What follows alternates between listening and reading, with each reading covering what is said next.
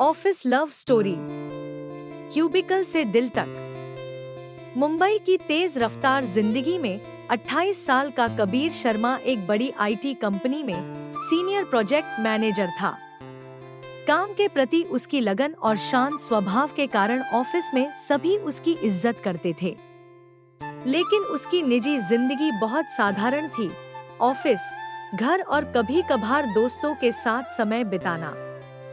एक सोमवार की सुबह कंपनी में नए कर्मचारियों का स्वागत किया जा रहा था।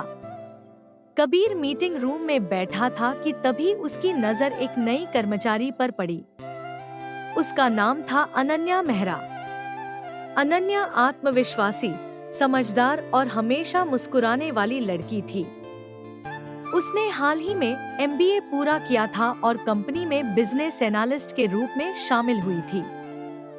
पहले दिन जब टीम इंट्रोडक्शन चल रहा था, अनन्या की सीट कबीर के सामने थी। हाय, मैं अनन्या हूँ, उसने मुस्कुराकर कहा। कबीर, उसने जवाब दिया। बस इतनी सी बातचीत हुई, लेकिन कबीर के मन में उसका चेहरा रह गया। नई शुरुआत। अगले कुछ हफ्तों में अनन्या टीम का हिस्सा बन गई। उसका काम शानदार था और वह हर चुनौती को सीखने का मौका मानती थी। एक दिन प्रोजेक्ट की डेडलाइन बहुत करीब थी। पूरी टीम देर रात तक ऑफिस में काम कर रही थी। कॉफी? अनन्या ने पूछा। जरूरत तो है, कबीर हंस पड़ा। दोनों कैफेटेरिया में गए।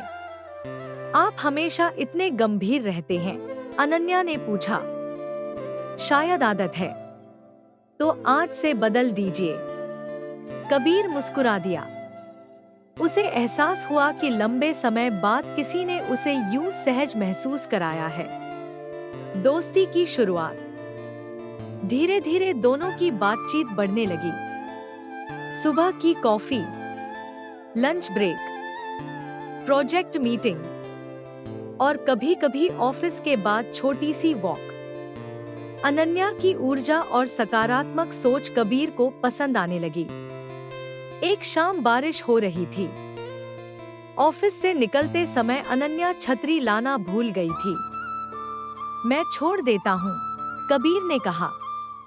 दोनों एक ही छतरी के नीचे पार्किंग तक चले।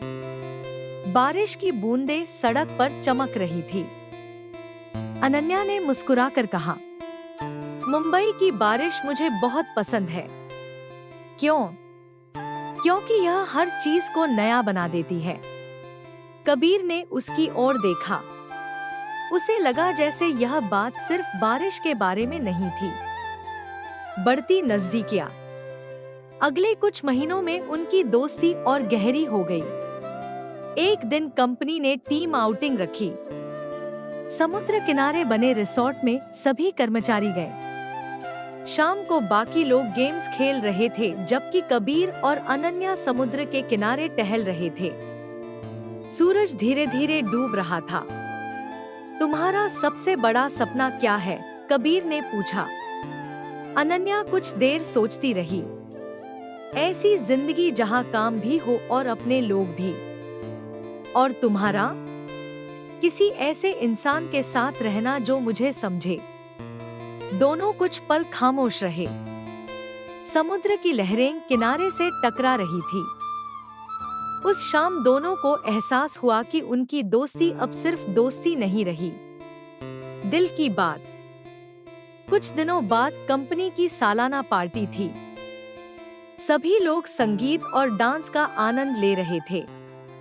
कबीर पूरे समय अनन्या को देखता रहा। वह हंस रही थी, दोस्तों से बात कर रही थी और हमेशा की तरह खुश दिख रही थी। तभी कबीर ने फैसला कर लिया। पार्टी खत्म होने के बाद वह अनन्या के पास गया। थोड़ा समय है? हाँ। दोनों ऑफिस की टेरेस पर चले गए। रात का आसमान साफ था। कबीर कुछ पल चुप रहा, फिर बोला, मैं तुम्हें सिर्फ एक दोस्त की तरह नहीं देखता। अनन्या उसकी ओर देखने लगी। जब तुम आसपास होती हो तो हर दिन बेहतर लगता है। उसकी धड़कनें तेज हो गई। मुझे लगता है मैं तुमसे प्यार करने लगा हूँ। अनन्या चुप रही।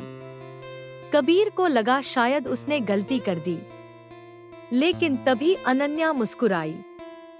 कबीर, मैं काफी समय से यही सुनना चाहती थी। कबीर की आंखों में चमक आ गई। मतलब मुझे भी तुमसे प्यार है। दोनों हंस पड़े। उस रात उनकी कहानी ने एक नया मोड़ लिया। प्यार की पहली परीक्षा। कबीर और अनन्या ने आखिरकार अपने दिल की बात एक दूसरे से कह दी थी।